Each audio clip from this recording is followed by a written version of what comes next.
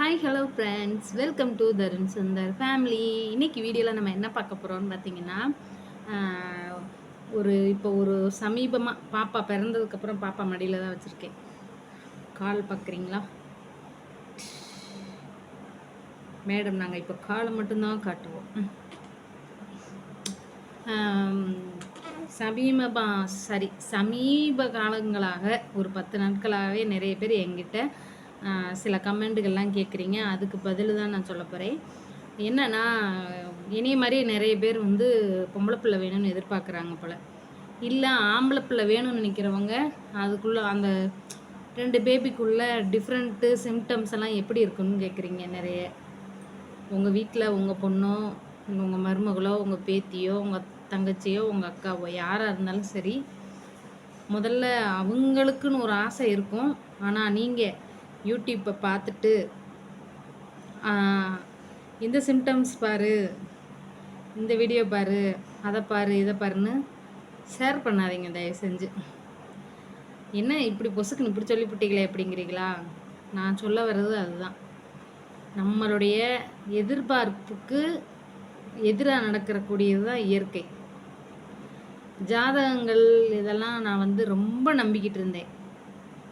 ஜாதகம்னா ரொம்ப நம்புவேன் நான். இந்த மாதிரி ஜோதிடம், ஜாதகம், அந்த கோயிலுக்கு போனால் சரியாயிரும், இதெல்லாம் நான் ரொம்ப அந்த ஆன்மீகத்தில் ரொம்ப நம்பக்கூடிய ஒரு ஆள். பேய், பிசாசு இது எல்லாமே இருக்குது, சாமி இருக்குது அப்படிங்கிறதெல்லாம் நம்பக்கூடிய ஒரு ஆள் தான் நான். அப்படிங்கும்போது எனக்கு வந்து நடக்கக்கூடிய மிராக்கள் என்னங்கிறத நான் வீடியோவில் சொல்லியிருக்கேன். 2 கொடி சுற்றி இருந்து குறுக்க இருந்த குழந்த, நான் சாமிக்கு ஒரு நேர்த்திக்கடன் போட்டேன், எனக்கு நிறைவேறிச்சு. நான் சாமி மேலே ரொம்ப பக்தியாக இருக்கேன், சாமியை ரொம்ப நம்புகிறேன். இந்த ஜோதிடம், அதாவது தெய்வத்தை நம்புங்க. தெய்வத்து பேரை சொல்லி ஏமாற்றக்கூடிய மனுஷங்களை நம்பாதீங்க. யூடியூப்பில் வரக்கூடிய சில வீடியோக்களை பார்த்து உங்கள் மனசில் ஆசையை வளர்த்துக்கிறாதீங்க. நான் அதை தான் சொல்லுவேன். நான் வந்து எனக்கு பொம்பளை பிள்ளை வேணுங்கிறது என்னுடைய ஆசையாக இருந்துச்சு. ஏன்னா எனக்கு 2 பையன் முதல்லையே. அப்போ 3ஆவது பொண்ணாக இருந்தால் நமக்கு சந்தோஷம் அப்படின்ட்டு நான் சந்தோஷமாக, பொண்ணாக இருந்தால் சந்தோஷமாக இருக்கும் அப்படின்ட்டு தான் இருந்தேன். அதுக்காக பையன் பிறந்தா நம்ம வந்து வேணான்னு சொல்ல போகிறதில்ல. என்ன பிள்ளைனாலும் ஏற்றுக்கக்கூடிய மனநிலை. பொம்பளை பிள்ளைனா கொஞ்சம் எக்ஸ்ட்ரா சந்தோஷமாக இருக்கும். இதுக்காக நம்ம என்னெல்லாம் நிறைய பேர் வந்து இன்னுமுமே பொண்ணு வேணாம் பையன்தான் வேணுங்கிற மாதிரிலாம் இருக்காங்க ஆளுங்க. அவங்கெல்லாம் வந்து யூடியூப்பில் நமக்கு பொம்பளை பிள்ளை வேணும், ஆம்பளை பிள்ளை வேணும், எந்த சிம்டம்ஸ் பார்த்தா நல்லாயிருக்கும் அப்படின்ட்டு பார்க்குறீங்கல்ல, அதெல்லாம் நீங்கள் நம்பாதீங்க தயவு செஞ்சு. இந்த ஹார்ட் பீட்டு வச்சு பொம்பளை பிள்ளையா ஆம்பளை பிள்ளையான்னு சொல்கிறது, இந்த எம் மோடு, பி மோடு, ஏ மோடு அப்படின்னு சொல்கிறாங்கல்ல, பி மோடு சினோகிராஃபி அப்படின்ட்டு என்னென்னமோ வருது அது. அப்புறம் இந்த அது பேர் என்ன, நஞ்சு குடிக்கு இங்கிலீஷில் ஆன்டீரியரா இல்லை, நஞ்சு குடிக்கு இங்கிலீஷில் என்ன பிளாசண்டா, அது என்னமோ போஸ்டீரியர், ஆன்டீரியர், இதை வச்சு பொம்பளை பிள்ளை ஆம்பளை பிள்ளையாங்கிறதெல்லாம் சொல்கிறாங்க. ஆனால் இதெல்லாம் நம்பாதீங்கன்னு தான் நான் சொல்லுவேன். அது வந்து ஏன்னா ஒரு நஞ்சுக்குடி மேலே இருக்கா கீழே இருக்காங்கிறது அது வந்து அது ஒரு பேபியோட பொசிஷனை பொறுத்து மாறிக்கிட்டே இருக்கும், அவ்வளோதானே தவிர ஆம்பளை பிள்ளைக்கு இப்படி இருக்கும் பொம்பளை பிள்ளைக்கு இப்படி இருக்குங்கிறத நம்பாதீங்க. ஏன்னா அவங்க சரிம்மா, ஆம்பளை பிள்ளை பிறக்கையில் மேலே இருந்திருக்கலாம், பொம்பளை பிள்ளை பிறக்கையில் கீழே இருந்திருக்கலாம். அதுக்காக அவங்களுக்கு அப்படி இருந்ததை வச்சு நிறைய பேருக்கு மாறி மாறி இருக்கும்ல, அதை வச்சு நிறைய பேர் வீடியோ போட்டிருப்பாங்க. அதெல்லாம் பார்த்து ஏமாறாதீங்க. அடுத்து சுகப்பிரசவமாக இதை குடிங்க, அதை குடிங்க, பால் சோடா குடிங்க, விளக்கெண்ணெய் ஆம்லேட்டு பிடிங்க, சோம்பை கரைச்சி சோம்பை பொரித்து வறுத்து குடிங்க, தயவு செஞ்சு. இன்னொன்று முக்கியமானது சோடா பால் குடிங்கம்பாங்க. இது எல்லாமே சேர்ந்து நம்ம குடிச்சு என்ன உடம்பு வீணாக போயிடும். தயவு செஞ்சு உங்களுக்கு வலி வந்தாலும் சரி வரலைனாலும் சரி, நீங்கள் தயவு செஞ்சு டாக்டரை போய் பாருங்கள். ஏன்னா நமக்கு வலி வந்தாலும் வரலைனாலும் அவங்க இயற்கையாகவே நமக்கு வந்து சுகப்பிரசவம் ஆக வச்சுருவாங்க, எல்லாமே கரெக்டாக இருந்தால். மற்றபடி இந்த யூடியூப்லாம் பார்த்து ட்ரீட்மெண்ட்டு நீங்களாக பண்ணுறது, வீட்டில் அதை பண்ணுறது இதை பண்ணுறதெல்லாம் பண்ணாதீங்க தயவு செஞ்சு. இதை வந்து நான் என்னோட அனுபவபூர்வமாக சொல்கிறேன். நிறைய பேர் கேட்டிருந்தீங்க, அக்கா உங்களுக்கு பையனுக்கு எந்த பக்கம் துடிச்சிச்சு, பாப்பாவுக்கு எந்த பக்கம் துடிச்சிச்சுன்னு.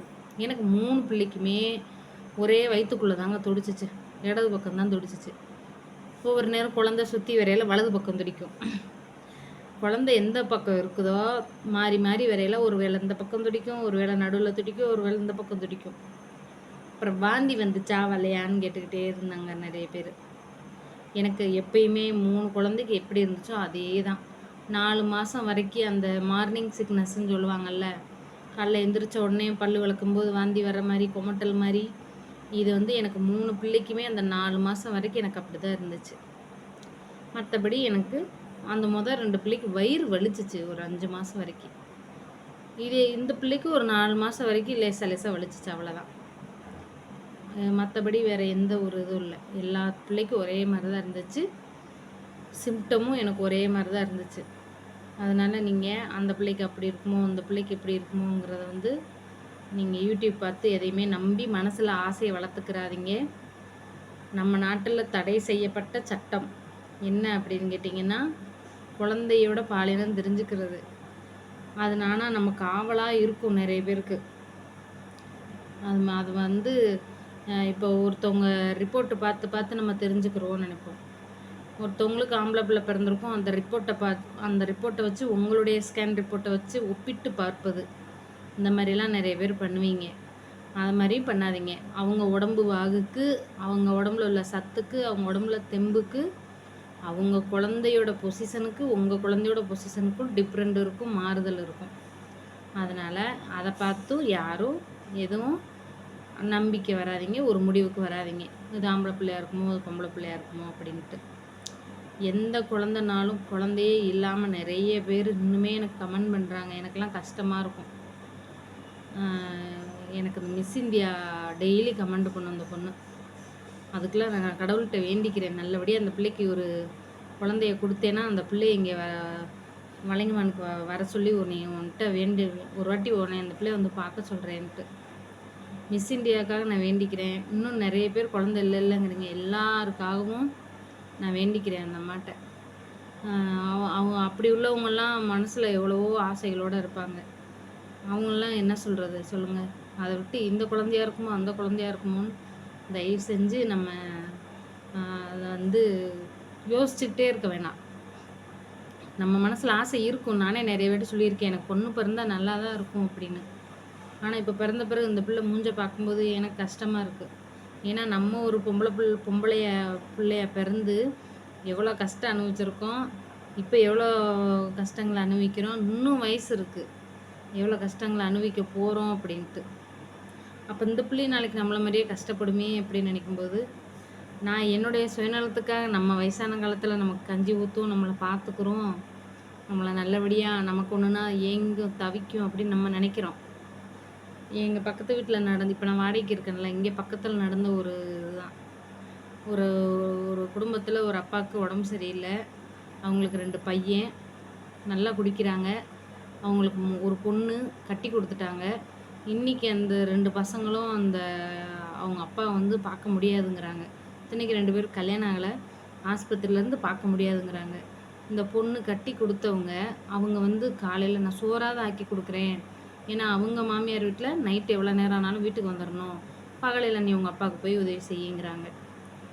அப்படியெல்லாம் இருந்து அந்த பொம்பளை பிள்ளைய கஷ்டப்பட்டு அழுது நம்மக்கிட்ட பேசி கண்ணீர் வடிக்கும்போது பாவமாக இருக்கு. அப்போ நம்ம இந்த பொம்பளை பிள்ளைய வச்சு அது வாழ்க்கை நல்லா கஷ்டப்படக்கூடாது அப்படின்ட்டு. அது மாதிரி எந்த பிள்ளையா இருந்தாலும் சந்தோஷமாக நினைங்க. அவங்க வாழ்க்கை நல்லா இருக்கா, அவங்க சந்தோஷமாக இருக்காங்களா, அவ்வளோதான். கடவுள்கிட்ட எந்த குறையும் இல்லாமல் நல்லபடியாக குழந்தை பிறக்கணும்னு மட்டும் வேண்டிக்கோங்க. எந்த குழந்தையாக இருந்தாலும் ஏற்றுக்கிற மனநிலைமைக்கு வாங்க.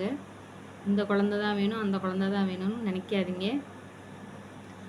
இந்த வீடியோ வந்து ஸ்பெஷலாக நான் மிஸ் இந்தியாவுக்காக டெடிகேட் பண்ணுறேன். மிஸ் இந்தியானா யாருன்னா, நமக்கு இன்றைக்கி ஒரு பொண்ணு கமெண்ட் பண்ணோம், அவங்க கமெண்ட்டை கூட நான் பின் பண்ணுறேன். அந்த பொண்ணுக்கு ரொம்ப வருஷம் ஆச்சு, குழந்தை இல்லை. அவங்களுக்காக நான் வேண்டிக்கிறேன் வளைங்கமான் மாரியம்மன் கிட்ட, மிஸ் இந்தியா உனக்கு குழந்தை பிறந்துச்சுன்னா நீ கண்டிப்பாக இந்த ஒரு வருஷத்துக்குள்ளே உனக்கு குழந்தை பிறந்துடும். இது என் வாயில் வர்ற வார்த்தை உனக்காக. நீ வர்ற வலைங்கம்மான் பாடகட்டி மாரியம்மன் கோயிலுக்கு வந்து உன் பிள்ளையோட வர்ற. ஓகேவா ஃப்ரெண்ட்ஸ்? பாய் பாய். இந்த வீடியோ பிடிச்சிருந்தா மறக்காமல் ஒரு லைக் பண்ணுங்கள். பாய்.